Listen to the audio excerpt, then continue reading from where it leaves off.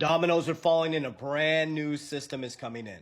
I'm going to give you a completely different perspective, and I'm going to stay in my zone of genius, which is macro microeconomics and how I'm navigating through the new financial system. It's not financial advice, do your own research, but I'm going to bring you into my brain and my logical circuit on how I connect the dots. Like I said, I'm going to stay in my zone of genius, which is financial.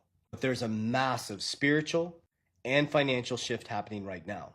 Now, a couple weeks ago, you heard me talk about the shift February 20th, 2026, and how it brings us into a new era. It ended a 36-year cycle that started in 1988, which completely detaches from reality of money. So spiritually, economically, that shift started on February 20th, 2026. What you're about to see is the exposure of new systems, the destruction of the old system. And let me explain from different perspectives. So the files that nobody's talking about anymore are much bigger than we actually think. The files showed systematic cracks, what's called an asymmetric system of information.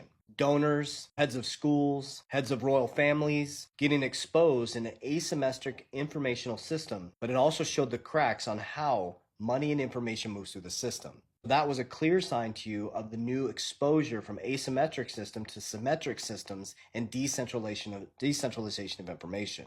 Another thing to take a look at is about a week ago, Tim Walz was sitting in front of Congress and they're drilling him on all the fraud in his state. That's another example